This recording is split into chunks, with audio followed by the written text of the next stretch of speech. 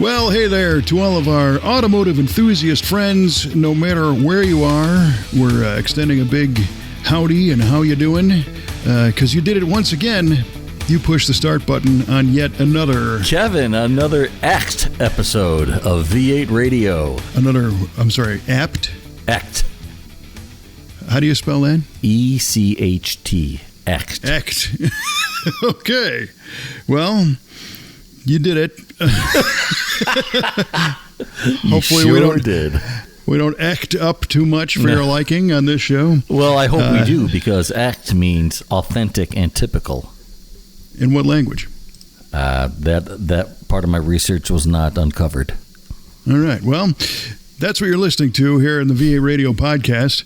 I'm your host, Kevin Oeste, joined as always by our esteemed co-host, Mr. Mike Clarke.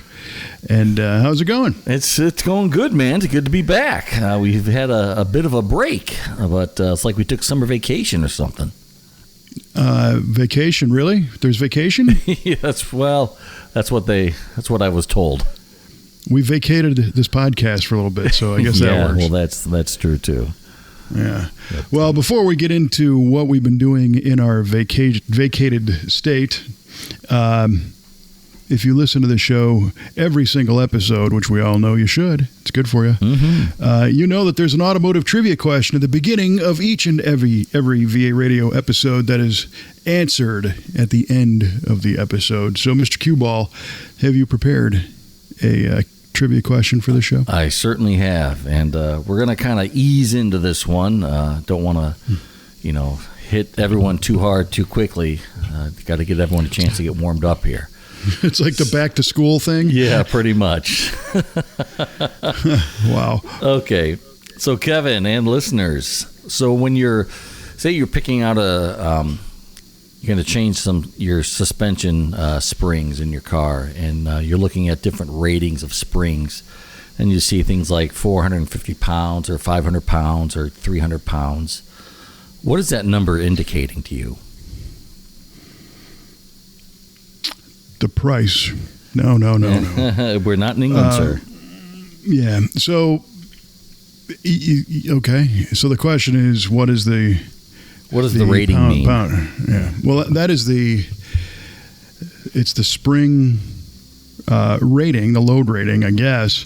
The qualifier, I believe, is that if it's a 400 pound spring, it's a 400 pound per inch of compression spring. I think that's how that breaks down, meaning that spring will compress 1 full inch of travel under 400 pounds of load. Interesting. It's the spring rate is what that is. So. Oh, okay. Is that what that is? That's okay. I didn't know that. That's great. That's why you asked. Yeah, I know. Final answer? That's it. All right. So, duly noted. What do you got for us? Okay, this is a 3-part question. Oh, great. Way to just hammer it home. Great. Seeing that I recently returned back from the Bonneville Salt Flats, I've got Bonneville on the brain. So, of course, knowing I was going to chat with my biggest Pontiac friend, oh boy. I decided to combine the two into a 3-part question. I can't wait for this. So, what was the first year for the Pontiac Bonneville? How many did they make, and why did they make that many? Oh, man. That's a really cool question. Oh, boy. All right. First, that's a synonym for I've got no idea. Yeah. Very interesting, Mr. Kevin. All right. So, first, what was the first year for the Bonneville? Correct. How many and why for that many? For that year. For that year, correct. Yeah. And why did they make that number that year? All right. I think the first year for the Bonneville, I believe it was 1959.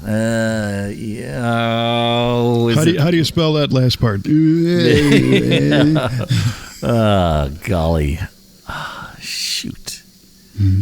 Was it sooner than that? Oh, Lord, Michael. I'm already getting roasted, so apologies.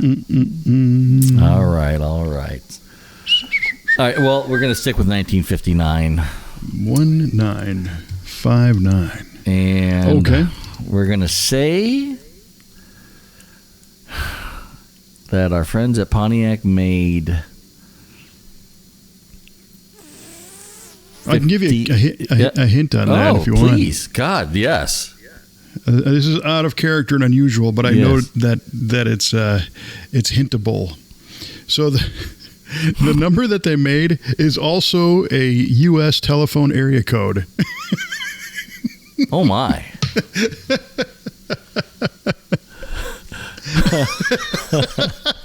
Dude, you are the worst. Is it 714? Is it 213? Is it 312? Is it 314? Oh my God! Is it 815? It could be all of those things. No, it's only one. Well, that tells me that it's less than 1,000. So that's good to see. know. There's a hint. There's a hint. All right. So I'm going to change my 1959 answer, and I'm going to say 1957 was the first year of the Bonneville. What, did you just look this up and now you changed your answer? You like 1959 so much there. No, because I've seen a lot of 59s for sale. I'm like, well, if there's less than 1,000, I wouldn't see as many, and they'd be just astronomically priced if they were. So interesting. Yeah. So 1957, and they made. Oh boy, since I have this is a complete wag, I'm going to say 312 because the designer was from Chicago and he wanted to pay homage to his area code, to his area, his upbringing. All right. Wow, that's impressive. We got logic. We got a lot going on in that answer. It was good. There was a market analysis in there. Mm-hmm. There was some historical knowledge reference. All right. So that's your final answer. 1957, 312, and because the designer was from Chicago. Yeah. I hope there's some correctness in that answer as well as the analytics. So we'll see. We'll find out at the end of the show. Mm-hmm. Nice. All right. Well, glad we got that out of the way. Yeah, now we got a lot more to unpack, boy. Yeah, well, then you go first. Oh, golly. Well, the last time we spoke, I was doing some work on the GTO, and I had the dash out, and I replaced the dash harness. I got everything buttoned up on that, and I ended up driving the car down to Redbud during my monthly visit down to the shop. And got to take a picture with everybody in their cool cars. Like a yearbook picture. It was great. It was cool, and that photograph is available on our V8 Speed Shop Facebook page and on our website at v8speedshop.com. Yeah, so I was really under the gun to get that all done, and I was really happy I was able to make that happen. So it was a drive down there. It's definitely that's not a long distance car right now, but you got to suck it up and do it sometimes. The big goal was to replace the wiring, replace those dash bulbs, but mainly the AC vents. Yeah, get the AC vents functional finally for the first time since I've owned the car, since 2008. So that was quite an experience to have cold air not blowing right on my leg, but actually coming out of the actual vents. It was terrific. Very nice. Yeah, that is cool. I felt special. It's like a new car. You were chilling. I literally, yes. I was chilling. And you got to experience some of that. Well, we took a little drive while I was down there, and you got to see some of that AC in action. I did. It was nice. Yeah. I'm envious of that. In my, my Galaxy, the top goes down, so I don't really, crave the AC, but in anything else, for sure. Yeah. I think we also found out how much economy the AC adds to your vehicle. Or takes away. So, I did a little calculation. And the first, I had to fill up after 150 miles for driving down from my house to Springfield, Illinois. And now, granted, the gas gauge was a little bit off, but it was reading on E, so I wasn't really sure how much I had left because I know that the gas gauge is a little bit off. So I decided not to, tempt fate, and I filled up, and I averaged about 11 miles per gallon on that first stretch. Yeah, that was rough. So the last half of the trip, I was a little warmer than I was the first half. So I spent all this time and work putting this AC system in the car to get it all dialed in, and now I'm not going to use it. No, I'm not going to use it because it sucks up too much cheap. gas. Yeah, because I'm cheap. Yes, exactly. Spent all this time and effort and money just to get it all together, just to not use it now. Well, I bet there's another $5,000 or $6,000 you could spend to pick up 2 or 3 miles per gallon. Yeah, sure. That'd be great. Yeah, that would be really the right thing to do. Well, I'm right there with you. I mean, it's interesting. So on your way home, how did you do on fuel economy 15. without the AC on? Without the AC on, 15 miles per gallon, yeah. So that thing was worth 4 miles per gallon. Isn't that crazy?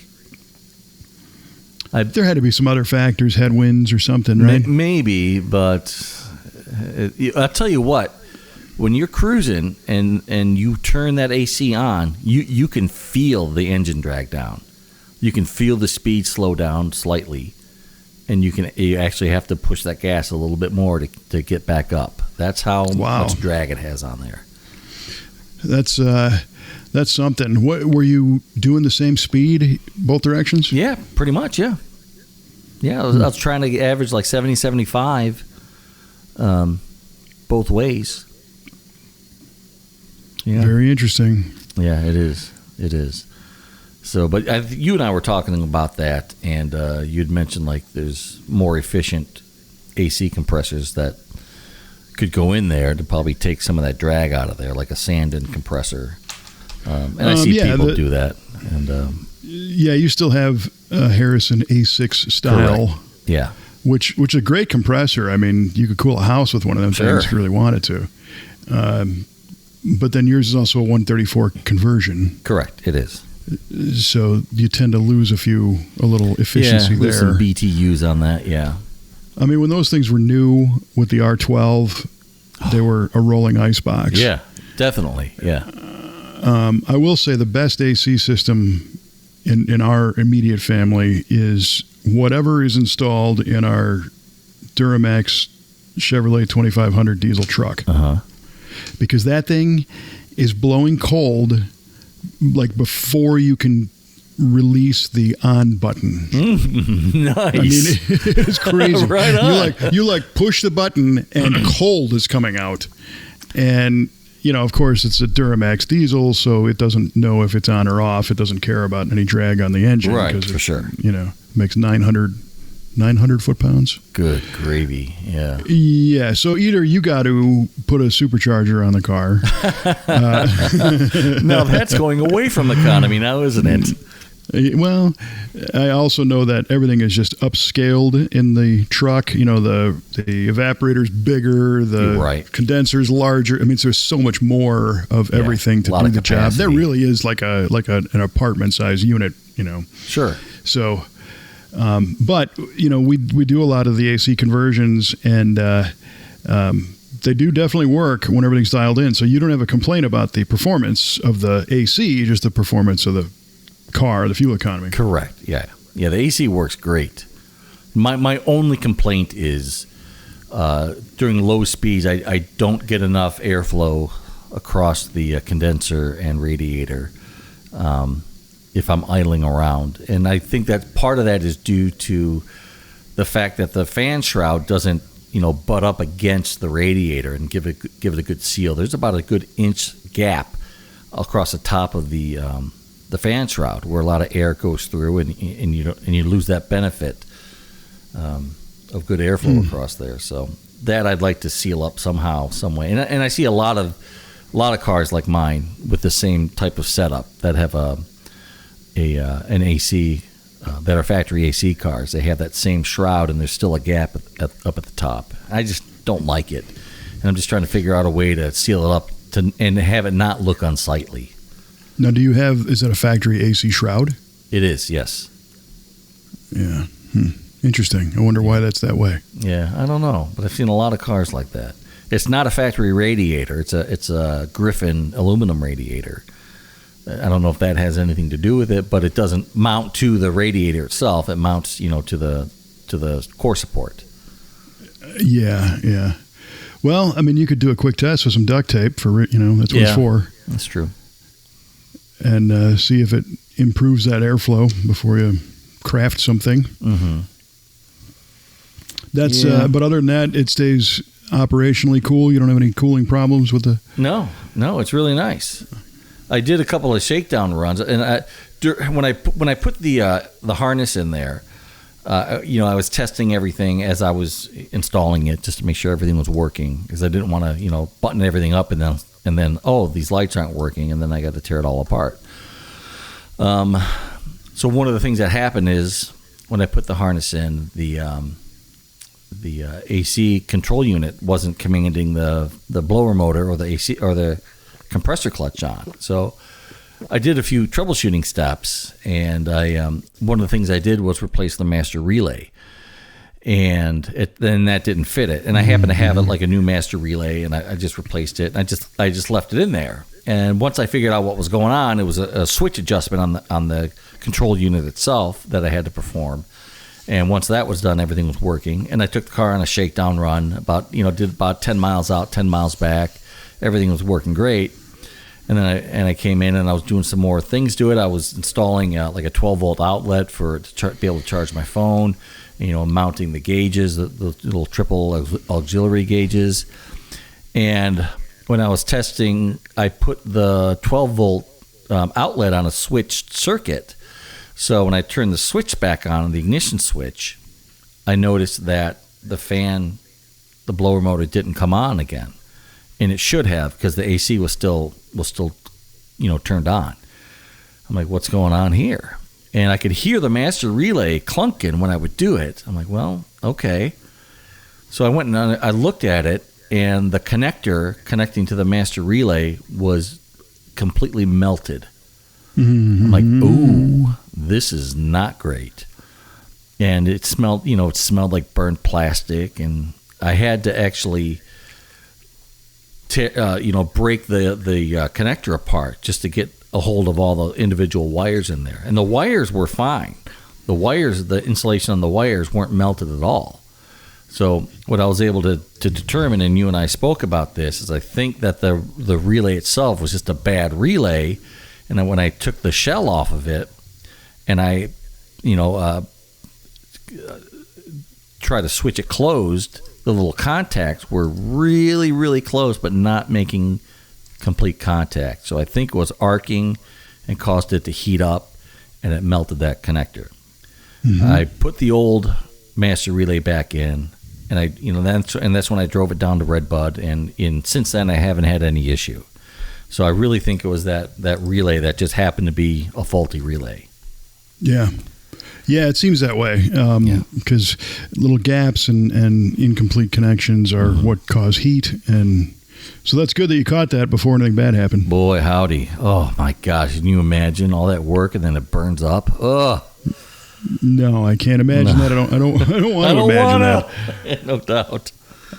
But but it's been running good ever since, and I've been really happy with it. And there's, I'm just trying to do more things to it, and talking with our parts manager Brian. That guy is a bloody enabler, because I told him that my high beams don't work. He's like, "Oh, dude, get a Holley Retro Brights." I'm like, "How about you stop spending my money for me? I have kids in college, for crying out loud."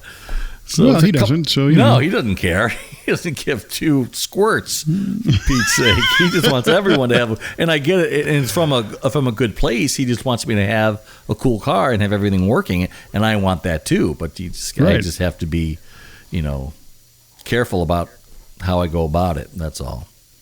Well, you want to be able to turn your headlights on and see your kids going off to college. I do want to be able to see them. Yes, absolutely. And you can take better pictures of them. I can using the headlights. You know, thanks. You're another enabler. I'm just trying to help the sell to Jenny. You're a help. You're a real help. You're but great. I need these. I can't see my kids at night in the garage when they're standing in front of the car. Oh my goodness, that's awesome. Well, yeah. Well, I did the cheap version of putting just regular headlights on my halogens in the Galaxy, regular headlight relays, relays. And I think the harness at the time, this is probably 5 years ago, was like $110 on Amazon. And I think it's cheaper now. And it was not 100% plug and play, but it really wasn't a terrible install. And what it did is it took all the variable intensity out of my headlights. Sure. So they're always the proper brightness that they can be. Yeah. And that is overall far brighter than they were just by doing that. And, you know, I'm not sure if, you know, electricity was still fairly new when these old cars were designed. It was a novelty. Yeah, but to send a power wire from the battery to the dash into the switch, have the switch actually break or complete the circuit of the power feed that goes all the way back out to the front of the car and then powers the headlights, and then goes through a ground circuit back to the core support, and over time with the corrosion and the internal corrosion of those wires, that resistance, you know, goes up, and now the headlights aren't getting the juice anymore. And I just didn't like the idea of running full power through the switch in the dash. Yeah, I think that was a bean counter decision, is what I think, because they could have easily set up relays to take care of that, but that would have added cost. I don't know that they knew they had a problem back then. You know, I just think lights came on, lights turn off, and we're good. And we're good, yeah. And then today, you know, when you look at the, you know, ultra LED, you know, factory lights on cars now that are just illuminating like the sun. And knock your socks off. You roll up next to one of those with your old classic car, and you got these yellow pee holes in the snow. You know,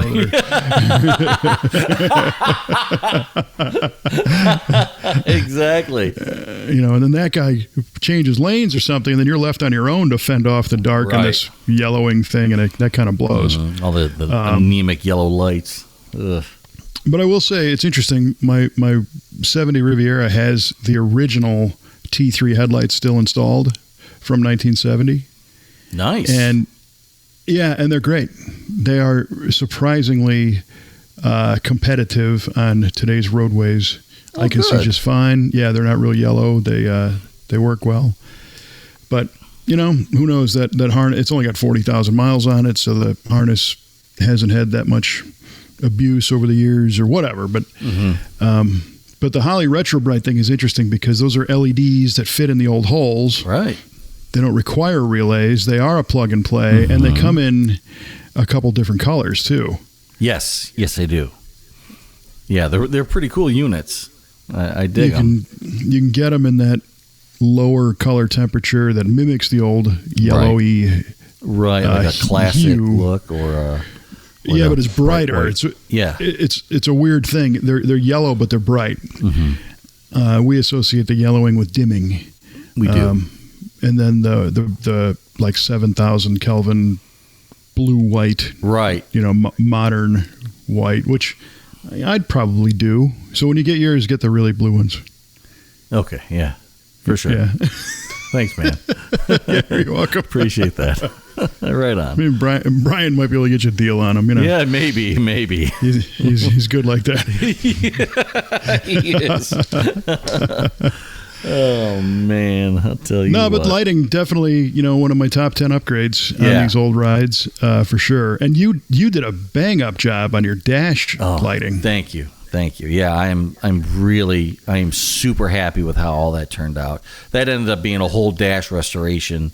And I'm really, really happy that I went through with all of it because the end result was really, really nice, I think.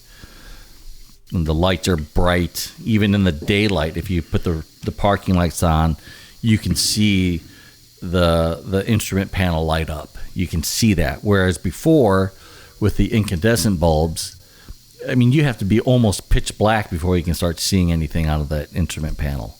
It's crazy the difference it made.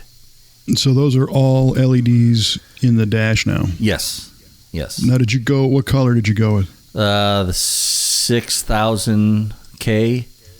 They're a brighter, a cool white, they call it. And they end up making the lights look kind of blue when they light up on the instrument panel, just on how they reflect the light in there. Did your car have a blue painted or a green painted reflector inside, or is everything white inside? Inside where the gauges are. Like a lot of speedometers. A lot of speedometers, the internal is painted like a robin's egg blue. Yes, yeah, that's exactly how it is. Yes. Okay, so that's where you're getting some of that. Yeah, blue it's probably from. Picking that up for sure.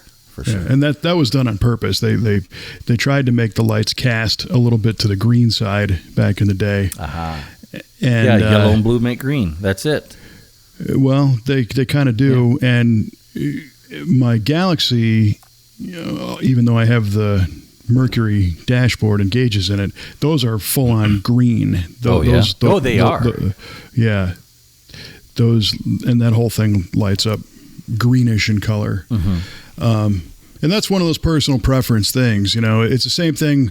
I'm kind of into those vintage Marantz stereo receivers, and people rebuild those all the time, put different LEDs in them, and the display was blue originally, the dial, and people will put a blue light in it, a blue LED, and all of a sudden it's like cobalt blue. It's super blue. Or they'll put a white LED, and then it's like really bright, but it's kind of washed out.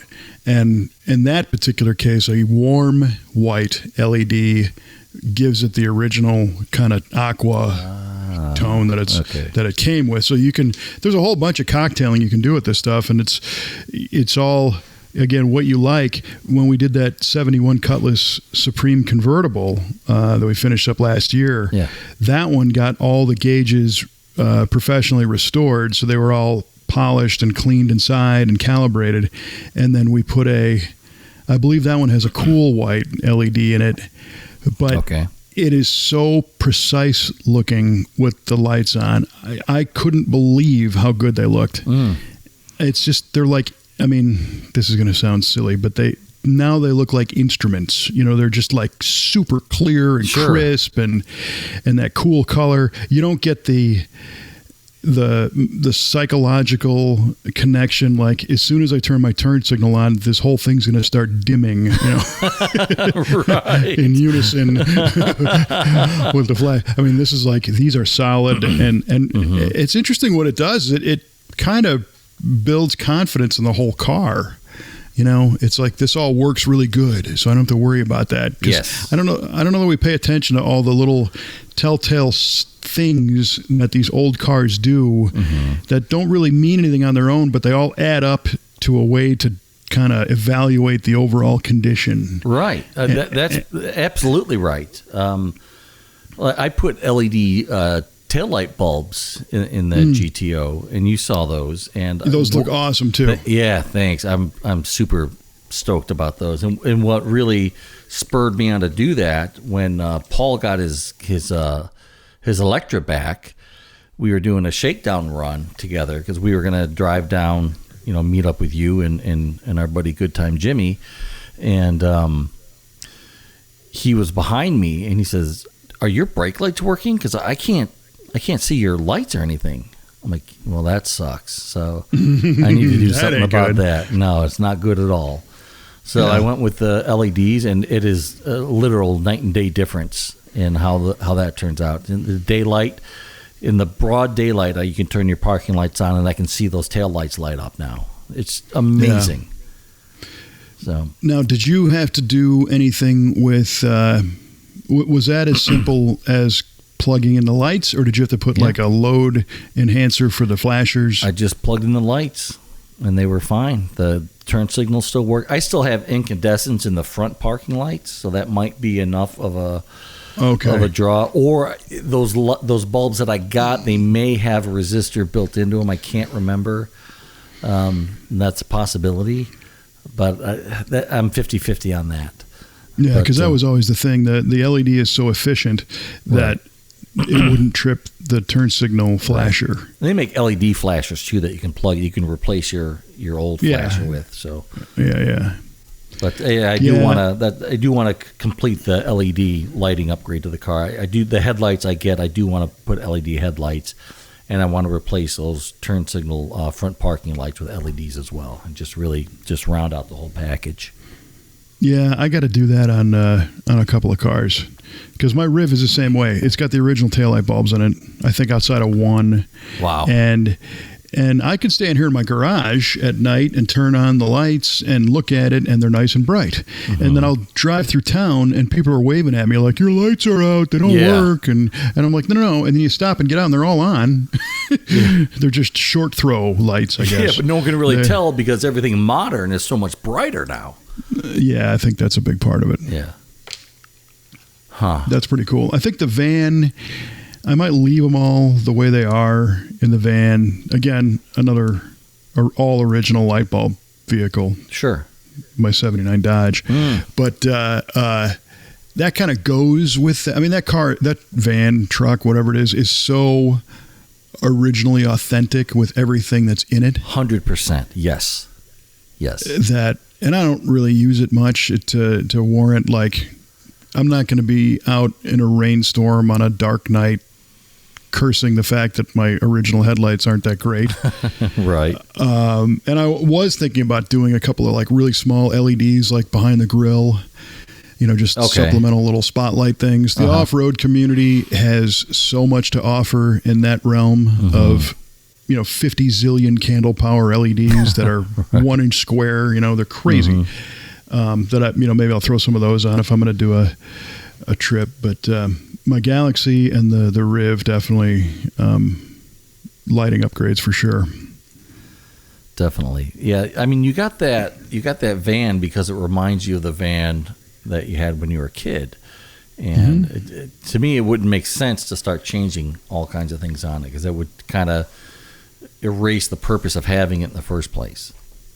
So. Well, yeah, and it's interesting. I had a little. I've been changing some stuff, but it's in the vein of what the first one was. Sure. So I don't know if we talked about this on this show before, but I found an exact model number of the CB that we used to have. I found the exact Craig AM/FM stereo cassette radio that was in the old one. I found a new one in a box and put that in.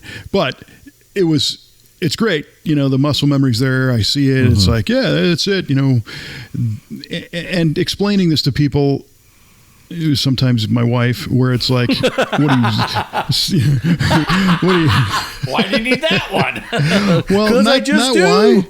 It's not so much that. It's more of a curiosity. Like, is this guy stuck in the past here? What's going on? Because today is 2024, sweetie, and that's not. And you're going out of your way to find this old junk. But I think, for me, the best way to sum this up is I grew up in a Chicago suburb, and then I moved to L.A., and now I live in Illinois, but in the southern part down near St. Louis. And those worlds are all disconnected. They're like different lifetimes, sub-lifetimes in my life. Sure. And getting behind the wheel of the van like validates that, yes, my childhood happened. I 100% get that. Absolutely. The house I grew up in is gone. My family all moved away, for the most part. I have some cousins there in the Chicago area, but that's, I don't see them very often. So many people who never experience a complete environment change don't really know, because they can always, there's my old school. I still drive past every once in a while. I don't have any of that, Right. And I'm not complaining about it, but I think that's where this connection is satisfying to me, because I can get in the van and it's like, yep, I know how that knob feels, and that all happened. And then it kind of just strings the rest of my existence back together. And it kind of makes me appreciate like that I'm not in that spot anymore, you know, how far we've come, and, you know, which then points forward. So I'm not that crazy, I don't think. No, you know what? I'm with you 100%. And that's probably one of the reasons why, and this is going to sound really bizarro, but I really like Mustang 2 fastbacks. I That's love bizarro. them.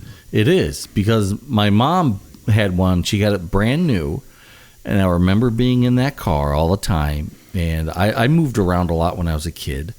I went to 2 different elementary schools, 2 different high schools, and that car kind of represents one of the more stable parts of my childhood, because you know we were living with my grandfather. It was a nice house. Things were good, and if I ever had the chance to get a blue Mustang Mach 2, I would want to get one, and just because it reminds me of that time frame in my life. Yeah. And well, I mean, of course, we've adopted that whole concept as our shop's mission statement, you know, to connect people with the best times of their lives through things with wheels. But interestingly, I think we got impressed upon far more when we were young than we do today when we're older. So a lot of those things, and we didn't know any different. So you weren't a 10-year-old cue ball saying, yeah, Mustang 2 suck. Right. You were like, this is awesome because this is what's in front of me. It's this my is mom's what I'm driving brand new around. car. Yeah, it's super cool. Yeah. So, and then that stuff kind of sticks. Yeah. And I think as we get older, the depth of each individual impression that is made upon us gets more shallow, just because we've had experiences over time and we don't have the capacity anymore, and our emotional and psychological systems have developed to a point where, you know, we're not going to be as affected by things, and that, you know, equates to what they call, you know, the innocence of youth. You know, you're a kid, and it's like, wow, the first time I ever heard a dragster, I almost blew my mind. And now I can hear a dragster all day long. It still moves me, but it's not like, you know, that one. Right. So, and cars are a great way to connect with that stuff, as is, you know, all the other silly things that we do. And by the way, how fortunate we are to do a lot of these silly things here in this country anyway, 100%. as adults, like, you know, find the die-cast car, the Hot Wheels car you used to have, or whatever, you know. Many of those things are still out there, and you can get another one and kind of reconnect with it, even though it's not the same one. But your phrase was pretty key there. Things were good. And I find anyway that for many of us as kids, we don't know what's good or bad. We just know what we have, and it feels good. Sure. You know, hopefully, you know. Right. And I guess what I mean by that is there are people who grew up with very little and say it was great. Yes. And there are people that grew up with a lot and say it was great. Yes. And then of course, there's people that said my childhood sucked ass out loud and it was horrible. And I get that too, you know. You know, but in this case, you know, for you and I, at least, we had good upbringings and childhoods, and that's kind of what connects these little dots together with silly cars. So that's the reason why I'm leaving the van as was, I guess. And then just adapting a few things that my first one had to this. Sure. But here's the funny thing. I went through the same thought process after I put that Craig cassette player in the car, and it's not anything special. It was a cheap thing back then. You know, it was a Kmart radio, literally. And I got this one in and fired up, and I'm like, yeah, that's kind of underwhelming.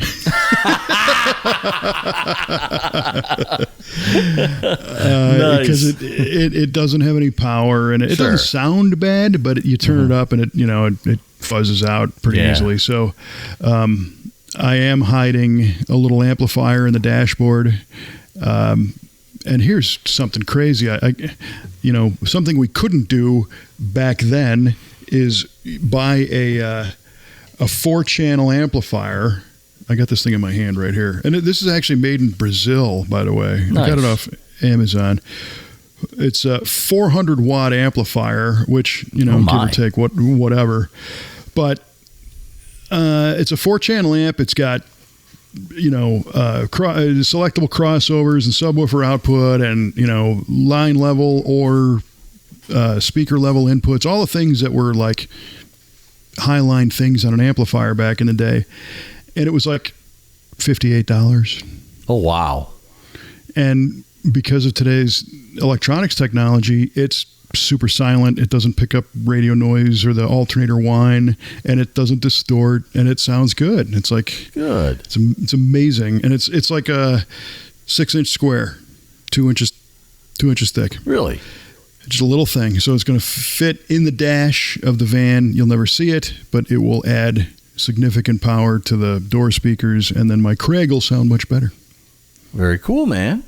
But yeah, I still lack a sound system altogether in my car, and that's one of the things I'd like to remedy here eventually. Yeah, just got to figure out what I want to do. It's funny because that is it's a topic for classic car owners. Mm-hmm. And I recently shared a picture on my personal Facebook page of the Galaxy driving down the highway, and I put a caption in there saying, what would you be listening to right here, Yeah. And it's probably a 60-40% split, the 40% saying, I'm listening to the engine. Mm-hmm. I don't care. I don't want to listen to anything else. But for me, more and more and more, I like my music and I want to hear it. Mm-hmm. Sure. So hence that amp for the van. I think I'm going to throw a couple of subs in the back of the van also, and another amplifier back there so I can turn the knob and have it respond. The convertible Galaxy is a challenge for audio. Sure. Just because there's no top. Mm-hmm. But I think I'm going to put some type of bass units below where the convertible top well is. Oh, okay. In the trunk area up there, and have them fire through the back seat. There's a vent where the original rear seat speaker was. I'm going to use that as a port. And not, because I'm trying to replicate a rolling dance club, but the bottom end of music is where the energy is, and that's where the bass drum is, the bass guitar, and I want to be able to hear that stuff going on the road, So. Yeah, I couldn't agree more. Mm-hmm. When I was just at the Parts Place car show a couple weekends ago, and I was talking to a guy with a 66 Chevelle, super nice car. Everything in there was just brilliant. I mean, it was just beautiful. And he had kick panel speakers, and he replaced the dash speaker with a couple of 4-inch speakers, and he also put a sub in the trunk, but he had it mounted up high where people would normally cut the package tray out, but he had a sub mounted underneath there. Says, it's not a lot, but it's just enough to really kind of richen things up. I'm like, that's brilliant. And you really got to look underneath in that trunk to see where that sub was, because it was a thin one. But it was a great use of space. It doesn't take up any room in the trunk. You don't have to, it's not inside the cabin or anything. But it was a really, really nice setup that I really took note of. So. Well, and that same approach, again, is afforded by today's technology. And we did that. So the blue 67 GTO that scored all the points at the Mechanic show had the same setup. Is that right? Yeah, and it's about a 2.5-inch thick aluminum enclosure that has the amp and like an 8-inch sub built into it. And you can hang it from the package tray. You can put it up against the back seat. My Riv has one under the seat, under the bench. Sure. Your GTO, you might be able to fit one under the front seat.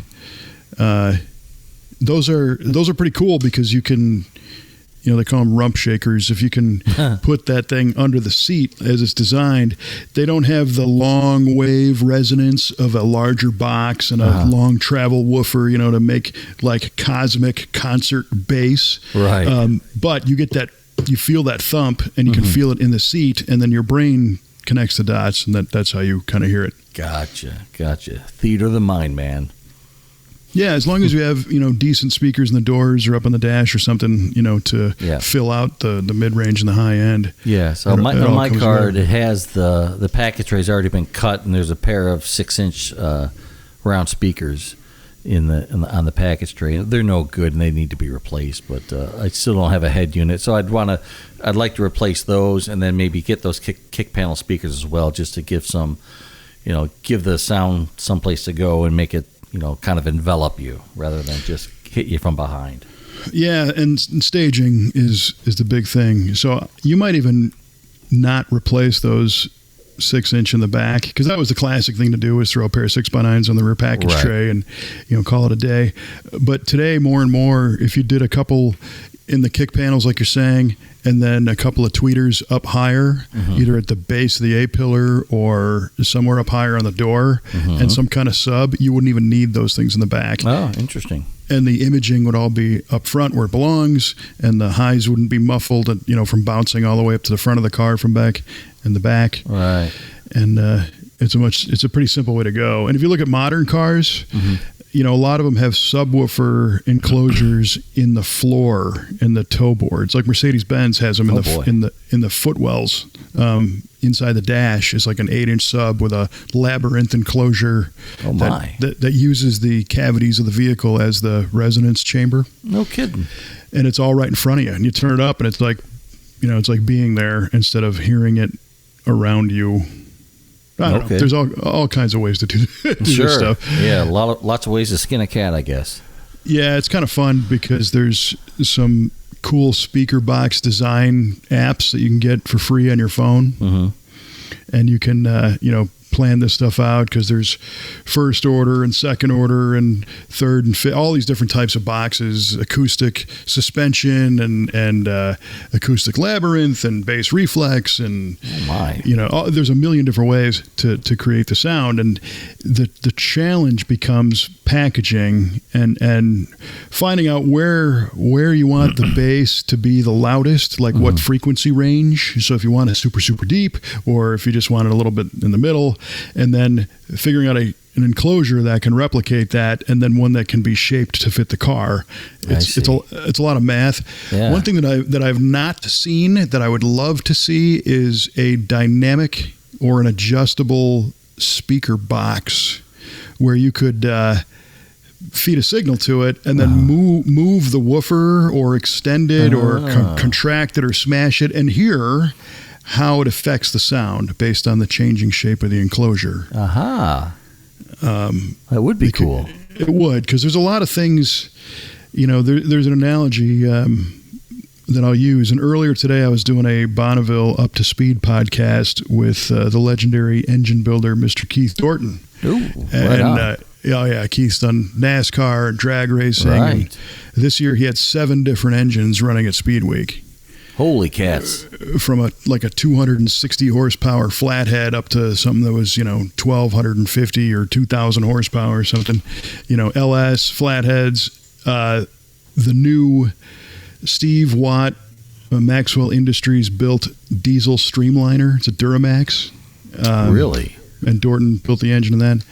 But what we were talking about is the relationship or the comparison between old school tuning versus electronic tuning with a laptop. And one of the cars that they had at Bonneville lost its data acquisition capabilities and its data logging. Oh, no.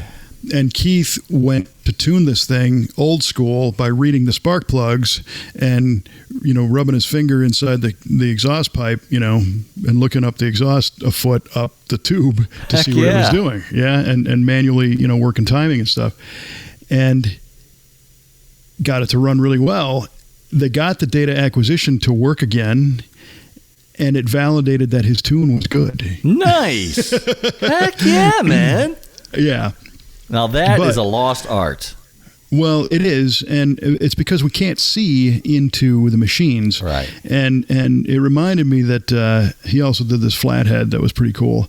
I recently saw a video on YouTube of a guy who had a flathead engine where they replaced the cylinder head with a 2-inch thick piece of plexiglass or something. Did you see that one? Yeah, on like a lawnmower engine.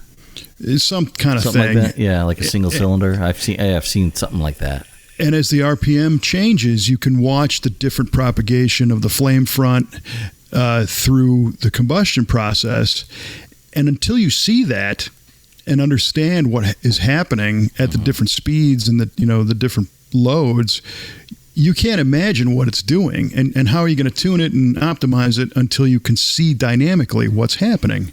Right on. And it's like those high-speed valve train videos. Have you seen those? Yes, those are incredible. Where, you're watching the valve springs undulating and floating, and the rockers are distorting and all this stuff. And you never would think that looking at it static or turning it over by hand. No, it almost becomes like gelatinous or fluid. It's crazy what happens, yeah. Do you ever see the blower belt one? That's another great one. No, I missed that one. Yeah, look up there's a centrifugal blower. It's like a Pro Charger or something that the idler goes nuts. Really? And when you put a properly tensioned belt on the machine, on the engine, and you put the idler on it, it's hard to move that thing. I mean, you need a big long bar to operate the spring or to pull it tight and lock it down by tightening it. And all of a sudden this, it's a drag cart. As soon as it takes off, there's like 3 inches of play in the belt out of nowhere. Oh, it's man. just like craziness happens. Yeah. So wow. Look that one up on YouTube. But the point of all this is I think a lot of people that design stereo systems are doing it static. They're like, oh, well, the math says it should be this size box and this size speaker and this size, this should be the crossover point for the signal. And they don't move it around. They don't say, well, what happens if we stretch this box out or crush it or change the woofer size? So a dynamic way to change it and then listen and go, oh, that's where I like it. Let's lock it down there, Huh. I think you need to create something. Yeah, that's what I need to do right now. Exactly. Yeah. Exactly. Yeah. You don't have anything else to do. Yeah, no. No, you're not busy. Slacker. If you're listening and you're handy with tools, go ahead and make that thing that I just described and let me use it. How about that? Right on. Right on.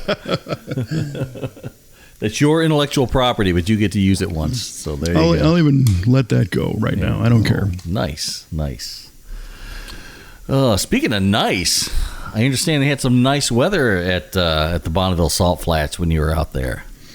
It was nice. It was hot, but it was dry, and that was key because past couple of years we got rained out. And I think they made 330 some cars registered. They made a lot of passes. A bunch of records were set. Some people didn't do what they wanted because that's racing. If things break or whatnot. There's going to be another Bonneville podcast coming out with Scott Clarke, who we spoke with last year about the Turbinator turbine-powered Streamliner, and he's the tuner on that.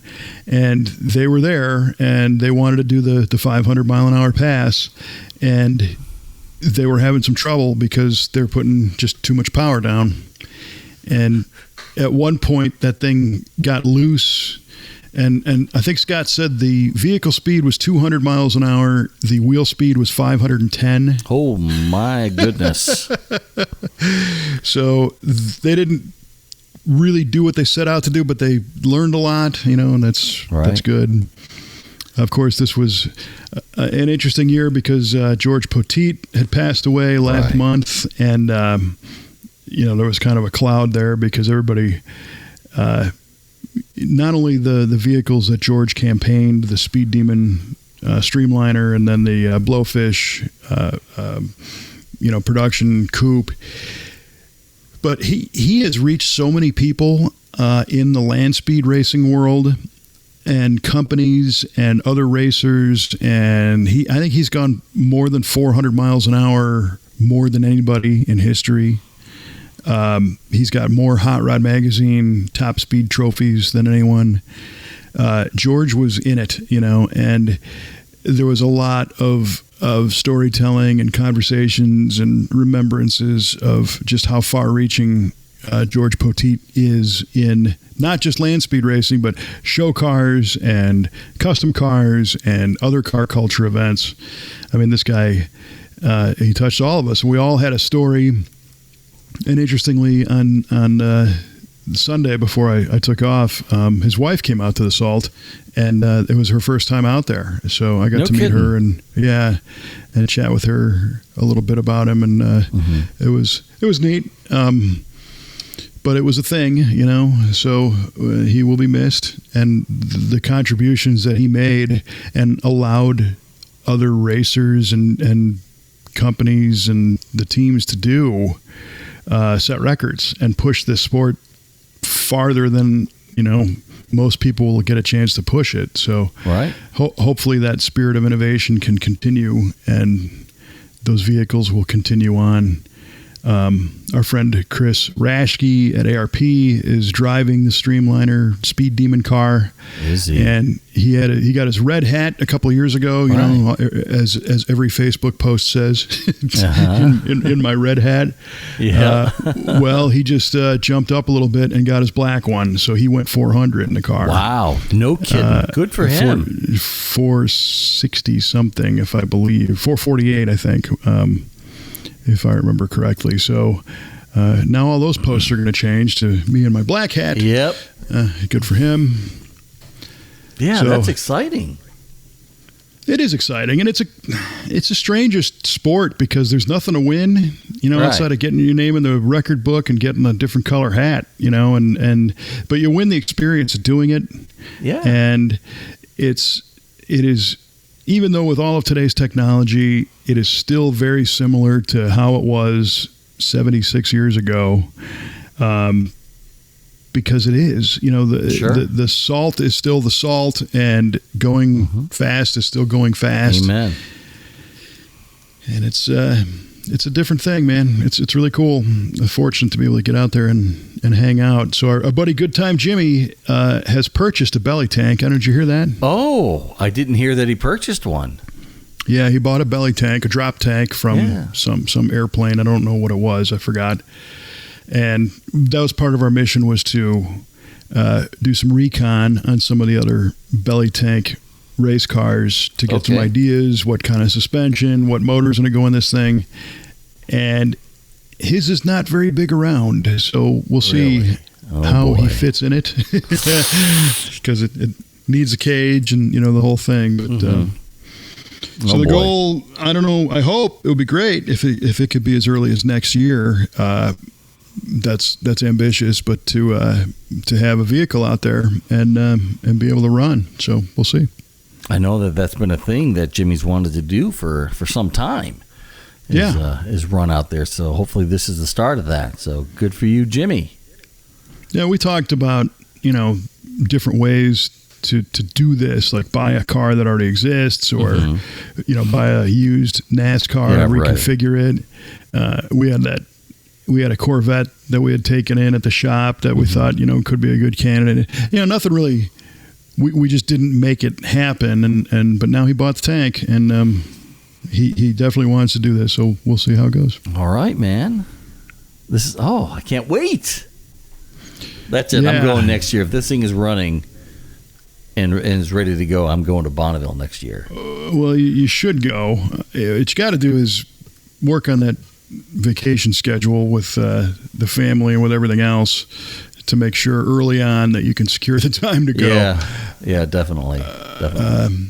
Because there is ways to do Speed Week, you know, doesn't have to be super expensive or whatnot. It is time away, though, and there is some costs, but it's something I recommend anybody who's into this stuff check out. And what are the dates typically on that? It's usually the first weekend in August or so, you know, end of the first week of August. I gotcha.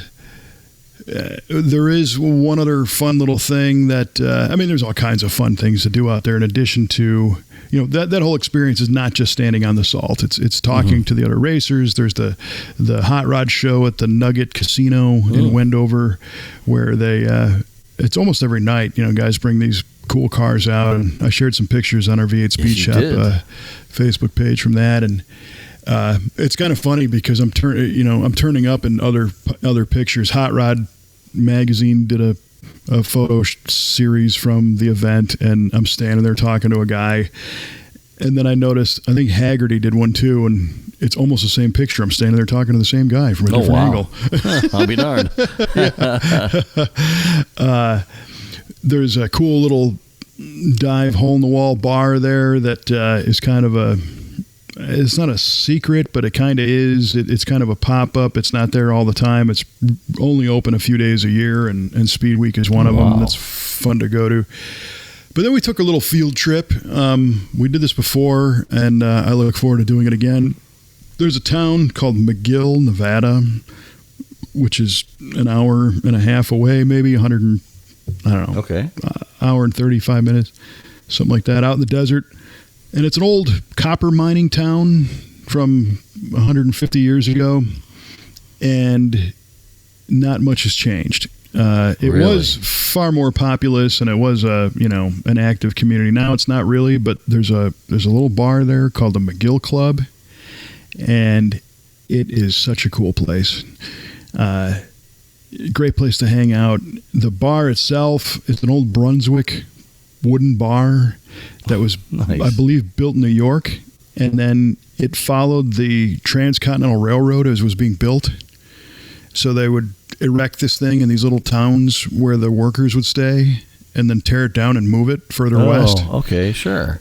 And it went around the Cape of South America on a boat, and then came up the coast and got reassembled, and it kept going west and west and west. I think it landed in McGill, and it's still there today. And it dates back to like 1850 something or 60 something. Yeah, but what's that? How did you learn of this place? Jimmy found it. Of course Jimmy found it. If you're going to drive to Vegas, I think you're going to pass McGill. It's okay. Kind of a stop on the way. But for me personally, there's no other reason to go there outside of it's also SpeedWeek. And we peeled off. So we're already having a good time at SpeedWeek. So it's like you're in that state of mind where it's like, let's go to this little McGill Club and hang out and see something else. So the only times I've ever been there have been on this little vacation state of mind, if you will, at that point. And I've been with, friends, and we hung out and enjoyed it. And I'm a history buff, so I like, seeing it and reading, the stuff. There's pictures on the walls from people. And then you walk out, and it's like it's like a mirage, you just get back in the car and you leave. And it's hard to believe that, it could be somebody sitting there right now. I don't know. I never knew about it, and I never think about it until you're just right there. And it's like, oh, yep, here we are at the McGill Club. So nice. It's cool. Nice people. And some guy offered up the keys to his South Dakota ranch house to go stay at, that kind of thing. You meet these people, hey, it's like you've known them forever. That's terrific. Yeah. Well, right on, man. Yeah. The other weird thing about Bonneville is the days, I've said it before, but it's the world's fastest, slowest thing. So, the cars are going super fast, but the time it takes to get each one to the line and take off, we did the math on Saturday. It averaged about 7 minutes per car. Oh, wow. And part of it is just the start process for some of these things takes time. Others is the SCTA sanctioning body is very stringent on their safety. And if a car, it's a 5-mile track, plus a couple miles of shutdown. I think Speed Demon went to the almost the 11-mile mark this year because they had a little issue with a parachute. Oh boy! But if you jump in your GTO and you take off, and at the 3-mile mark, it does a puff of smoke or something goes clang, they basically check the track ahead of you and after you to make sure that there's no parts laying around for somebody else to hit. Oh my! Well, that would be helpful. Yeah, because if you got a guy behind you, the next car could be doing 400 in a streamliner. You can't have him hit your AC system that you just put in. That's precious, baby. I can't have that. Yeah, that'd be dangerous. Right. So whereas a drag strip, if somebody oils down the drag strip, there's time to clean it up, or they sweep off the debris if something, really lets go. But imagine that track is 5 miles long, Boy, yeah. Eesh. It takes time. It just takes time. So between standing around and, you're talking to other racers and people in line, a lot of people don't want to talk to you at that point because they're getting focused. I get it. I would be too. And then just the day of being out there, and then you go back to the hotel, maybe get cleaned up, get something to eat, hang out, talk about cars. Mm-hmm. So I came home and Kelly's like, yeah, so what'd you guys do? And it's like, what I described could be done in an hour and a half of regular time. But it took 4 days, to do all that, 5 days. Oh my gosh. And it seems like there's a wrinkle in time there. Like, really? What are you not telling me? And it's not that I'm not telling you. It's just that time just goes slow out there and you stand there a lot. And right. I'm in the live stream video you can watch at LSR. It's a land speed racing. Oh, right. LSRlive.com. You can see me standing there, just waiting away. Hurry up and wait. Hurry up and wait, taking pictures and talking to people and whatever. So the point of that is if you're expecting like an NHRA level nonstop action event, right. It's not it. That is not your bag. Then. It is not it. But it is very cool. Well, cool. That is cool, man. I'm it's one of those bucket list items for a lot of people, myself included, and it's cool that we all now know somebody that has been there a few times and really knows the layout and knows now we know what to expect. So, right on. Yeah, I want to say this was number 6. Yeah, it could have been. Yeah, that sounds about something right. Like yeah, so you're getting there, Yeah. But it's good to see people, and I recommend it. scta-bni.org, I believe, is the SCTA website with the calendar.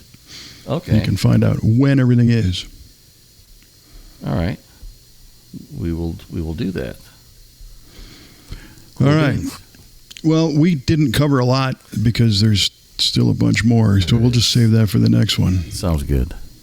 Because there's the fun story of Kelly and I at the SEMA Leaders and Legends Gala, where I got to bring her up onto stage and introduce her into the SEMA Board of Directors at that event. How cool that was that? Cool? Yeah. It was cool. There was a good joke that happened in there. It was kind of funny. All right. We'll save that for a little teaser for next time. Great story worth telling. Then we went to the Peterson Museum and checked out the lowrider exhibit. Oh, yeah. You sent some pictures back on that.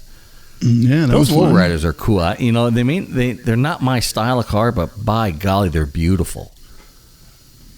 It's amazing the work that they do. Yeah. It's the detail level is just insane. It Dedication is. And most of these are done by a small team or couple of people. It's not like you don't go to Lowriders R Us and have them build you one. It's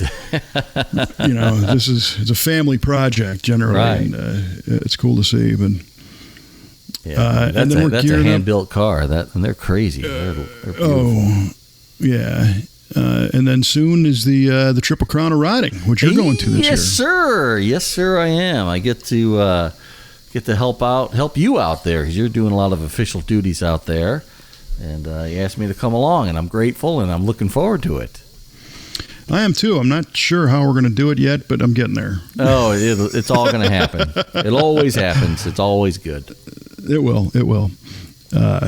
Running the stage and all the video on the stage and doing interviews and music and stuff. I actually will clarify that. Last night, between like 3:30 and 4:25 in the morning, I ran through the whole weekend, and we did it. So, all right. Yeah. Don't forget what we did then. Well, it'll come back to me at 3:30 in the morning. All right, perfect. Your eyes will just shoot open. Yeah, and panic. Panic washes over you. But it's been mentalized, and we'll make it happen. I released a little promo video the other day on that. And we got, I'm telling you, so much going on. Some cool cars in the shop, of course. A couple new ones that have recently arrived. that little yellow 69 Camaro with the 6-cylinder under the hood? I dig that car, dude. That car, it's so authentic. It's so real. And it's just so original still. It's awesome. Yeah, it's butternut yellow with a forest green interior and the factory 250 straight six. And did a video and put it out there on the YouTubes, and the response, of course, I posed the question at the end, what would you do with it? You know, LS, big block, or leave it alone? And everyone's like, there's a 50-50 split there, I think, of people who are like, leave it alone. Yep. Keep the 6. Yeah. And I think that's what we're doing, right? Yeah, so far, yeah. And I'm in the keep the 6 camp, but I'd want to soup it up a little bit. I think I said that I'd want to try to mimic the Pontiac Sprint 6 and, up the compression, maybe open the heads up a bit, get a 4-barrel manifold on it and put a quadrijet on there, or a Holly Sniper or Holly Terminator, and really, bump up the power to like something like around 230 horsepower, and it'll really let that car scoot around. It still has a power glide transmission. Okay, well then we'll start slow. We'll put maybe a turbo 350 or turbo 400 in there. You're going to start slow, all right. Yeah. I told Trevor in the shop that it'd be fun. He got it running the other day, and apparently it's got old gas, and sure. They ran it off a jug of fuel. But yeah. I thought it might be kind of fun to record the world's slowest 0 to 60 time for a Camaro. But the car wasn't really driving ready to be able to do that. I noticed today that it's already starting to come apart for its restoration. So, gotcha. But I think we're gonna go through that motor? I think we're gonna run that through the shop, right, and check it and see what it needs. Yes, yeah, we are gonna see what it needs and make sure it runs right. Yeah, definitely. I don't think it's slated for a rebuild or anything, or at least not yet, depending on what we find. But yeah, I think we're going through it to just verify it's going to be solid. Well, maybe a cleanup and a re-ring and gaskets. Yeah, maybe. Bearings and gaskets. Mm-hmm. It doesn't have a ton of miles on it, so hopefully it's not all worn out. Yeah, that would be nice. So. Yeah. And there's, so we'll be posting videos on that car. That 63 Corvette Roadster, the Riverside Red with the white leather interior project. LS car that's coming along. Mm-hmm. That's a video series. Of course, that 67 Camaro SS car, that's another video series. The green 49 Oldsmobile sedan delivery, that's another video series. We're wrapping up the 63 Buick wagon repaint. Mm-hmm. That's going to be another video. But what I'm really excited about is... We interrupt our program to bring you this important message. Hello, friends. Mike Cueball Clarke here. Sorry for the interruption. As we know, Kevin tends to get a little excited and likes to tell a lot of stories, as he does on this podcast, which are great. However, this story we're not quite ready to make public yet. We're going to have some really cool videos coming out in the future, kind of a different way to tell our story. And now we return you to our regular scheduled program in progress. Okay, we're going to look for that. Subscribe to the YouTube channel. Mm-hmm. Please and thank you. If you haven't already. Mm-hmm. I already have, so I can't do it again. Oh, well, unsubscribe and resubscribe. And let's see what that does to our numbers. To the metrics. All right. Everybody unsubscribe and resubscribe. Let's see what happens. Yes. I'm not going to go there, but it sounds like some of the, we're in an election cycle right now, and you have politicians talking about the problems that they're solving that they actually created. Same kind of thing. Amen. Right. Look, we fixed this over the past 2 years. Yeah, you also caused that. It's the arsonist you caused hero. It with the solution already ready, so there you go. Yeah. Mm-hmm. All right, well, you know what else is already ready? Our listeners are ready to listen to something else unless we bust out the answers to our trivia question. All right. Well, before we do, I just want to actually give a shout out I meant to give at the beginning of the show. Right on. My good friend Darren Holmes, who lives out in Columbia, Missouri. Darren and his wife, Michelle, both went to Columbia College with my wife, Jenny. out in Missouri, in Columbia, Missouri. And Jenny and Michelle were roommates. And Michelle met Darren there on campus, and they fell in love, and they got married, and they have 3 kids. And Jenny and I just had the fortune to go out to Missouri and visit them at their place near Lake Mark Twain. And we took their boat out and had a great time, and they're great people, and Darren's a great car guy. You know, he's a solid cat, been a UPS driver for 30 years, getting ready to retire and being able to take it easy a little bit. And he's got a nice 79 Trans Am that he and his son-in-law have been building, and they're doing a bang-up job on it. So shout out to you, Darren. I told you I would do it, and here you go. There you go. You made him sit through the whole thing. I did. He's got to earn it. We don't just give those out, Darren. You got to earn it. And for the listener, we give them out. But hey, Darren, thanks for tuning in. And I think I saw a picture of you out on a boat somewhere, and that's where this was, huh? Yes, that was it. Yep. That looked awesome. Yeah, it was great. It's a great time. Love that. All right. Great cool. people. So anyway, all right. So our answers. Glad you remembered them. Yeah, for sure. I'd have been so upset. Like, no, sorry, Darren. You got to wait till next episode, buddy. That would have been your 3 a.m. wake up. Yeah, no doubt. Wake up in a cold sweat. All right. So, Kevin, answer to the question. I asked you, when you're looking at spring ratings, what does the number rating mean? And you said, you know, it's 400-pound spring. That means it takes 400 pounds of force to move that spring 1 inch. And yes, sir, that is 100% correct. That's exactly what those mean. And, all right. Yeah, I came across that question. I actually asked myself. I was looking at spring rates a long time ago, and like, what does this mean? 350 pounds? Does that mean it holds up 350 pounds? And then I finally realized what it meant. I'm like, that might be a good, easy trivia question. So, yeah, that would be. I guess it would probably be spring capacity if it could hold it up, but the rate is what it takes to compress it over. Correct. Yeah. The distance. So yeah, well, it is a good question. Thank you. Thank you very much. Educational, which this show needs. Right. Now I can move this over to the education category on there you Apple go. Podcasts. Yeah. Happy to oblige you. Yeah, right on. Thanks, Professor. Yeah, man. All right. My question to you was, what was the first year for the Pontiac Bonneville? How many did they make, and why did they make that many? Mm-hmm. And your guess was 1959, and then you said, yeah, 1959. And I said, I'll give you a hint. It's the same number as a area code for the telephones in the United States, to which you, what seemed to be a pretty interesting cognizant analysis, said, well, that's got to be less than 999. And I've seen a lot of 59s made, so maybe it's a different year, because I haven't really seen many 57s. Mm-hmm. So you went with 57. Yeah.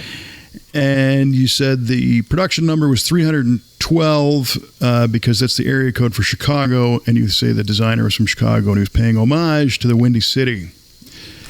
That is what I said. All right. Well, I didn't really structure, like, I said this is a 3-parter, but I didn't say, like, if any of it was bonus. That's fine. So I'll say the first part was the actual question. The other 2 were bonus. So guess what? You got it right. Hey, look at me. Winner, chicken dinner. 1957 is the first year. And the other 2, not so much. But, yeah, I kind of figured. 630 were made. No way. 630. Gosh dang it. Isn't that your area code? Yes, it's my cell phone area code. God bless America. Oh, see what I did there? Yeah. And you suck out loud. I mean it. But the reason why there was 630 is 1 went to each U.S. dealer, and there were 2 prototypes. Really? So apparently in 57, there were 628 Pontiac dealers. Another trivia question blown. But that's that is a very interesting and also educational question. So thank you for that. Yeah, if you want to learn more about that car, our Muscle Car of the Week channel has a cool feature on the 57 Bonneville fuel injection car. Oh, it does. Yeah. And if I'm not mistaken, there's a picture of you sitting in that car that you use sometimes for like a profile pic or something. And it's a white convertible, right? Yes, yeah, it's white Yes. with blue interior, and I think they came in white with blue or white with red. Yes. And that was one of the blue ones. And not only that, that was at the time when our friends at the Jeremiah Johnson Band actually wrote a song for that video called the Bonneville Shuffle. Oh, so that was wow. an original piece of kind of blues doo-wop music for that video. So go to Muscle Car of the Week, look up 1957 Pontiac, and enjoy that too. Right on. Man, we just keep giving. We do. That's all we do. We're giving. Giving people a hard time right through their ears. Giving people the runs. Oh man. All right. Well, yeah, we have a lot saved up for the next one, so don't fret, friends. It will be coming at some point. Sooner than 2 more months. Believe you for me. sure. For sure. Yeah. And if you like this episode, go ahead and hit that subscribe button wherever you're listening so you don't miss the next one that we've teased. Now you know what's coming. And we may even record on location at the Triple Crown. So think about that. Letting all the cats out of all the bags. All the bags. Well, got to give them something to look forward to. For sure. All right, man. Well, that's about all I got. You got anything else? No, man. We're good to go. All right. Well, we appreciate you tuning in to the V8 Radio Podcast. Again, subscribe and enjoy it. Share it with your friends. Always, you're welcome to post comments on our Facebook and other socials. Ask us questions. To half of our listening population, you can feel free to continue to send cue ball trivia questions. It's really fun when everybody does that. Please and thank you. All questions are welcome. That's right. And for Mr. Mike Cue Ball Clarke, I'm Kevin Oeste, reminding you to keep the shiny side up, and we will see you next time on VA Radio.